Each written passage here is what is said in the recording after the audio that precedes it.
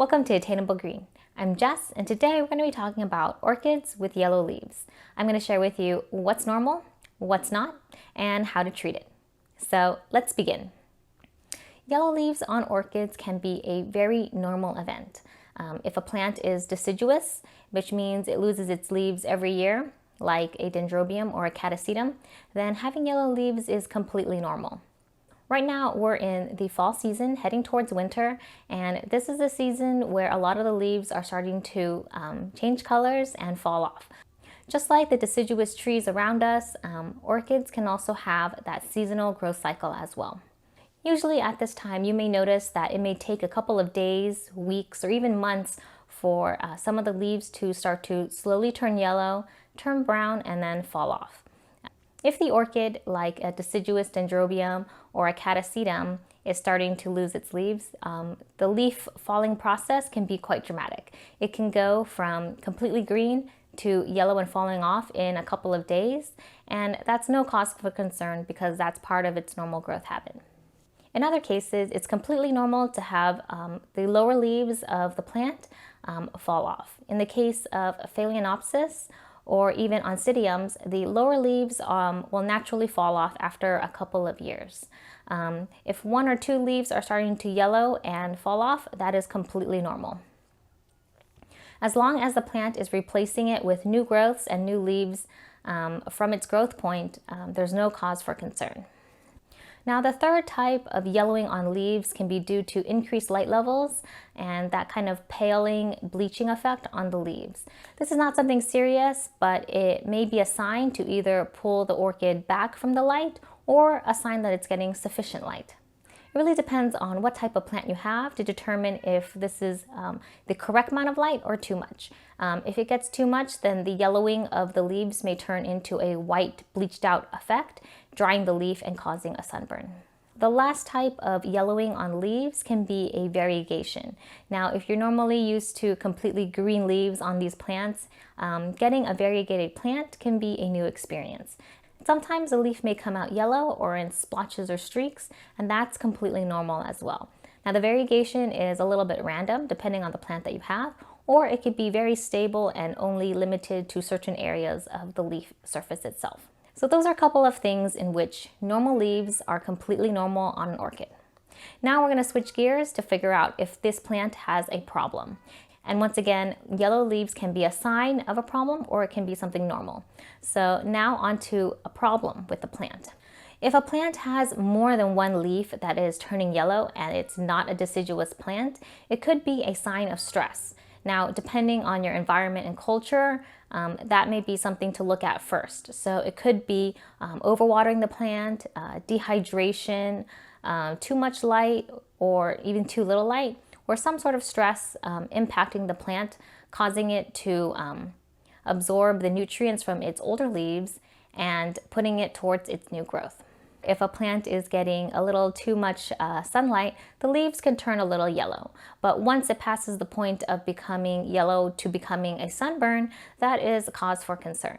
You want to limit the amount of sunburn on the plant because that reduces the surface area for the plant to create photosynthesis and provide energy for the plant itself. Most of the yellow leaves that appear on a plant may happen very slowly over a couple of days, weeks, or even months. If the plant started to change colors dramatically in 24 to 48 hours and it's accompanied by a limp, wilting, wet, and also a kind of fishy smell, then that may be signs of a bacterial rot. In that case, to treat it, you would need to remove the affected leaves and probably cut about 1 inch from the affected area. And then you can also treat the plant with a dose of 5-xan-20 or hydrogen peroxide to minimize the spread of the bacteria. Sometimes it may be wise to repot the plant just to eliminate any decaying media. Since it is the fall and winter season, depending on your environment, that may be even more stressful on the plant. So repotting is not necessarily required, but if it's an emergency, then definitely repot the plant. So aside from a bacterial infection, the plant can get a fungal infection or even a virus. Now, a fungal infection primarily shows up as spotting on the leaves, and that can be a sign that it has a fungal infection. Now, most of the time, this is more of an unsightly aesthetic thing, and so there is no need to treat the plant.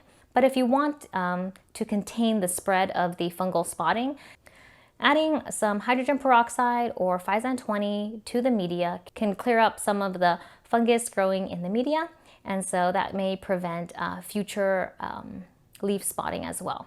Also, with increased airflow during the cooler season can definitely help slow the spread of a fungal infection as well.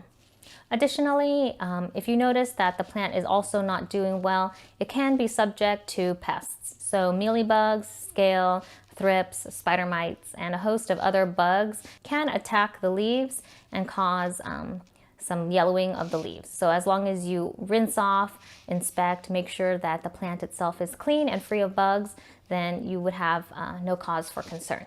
If you're looking at the plant and you see some pests, then treat it as soon as possible.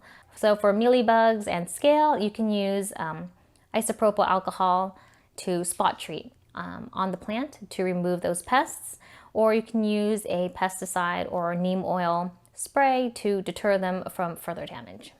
And the last kind of yellowing on the leaves is due to a nutrient deficiency.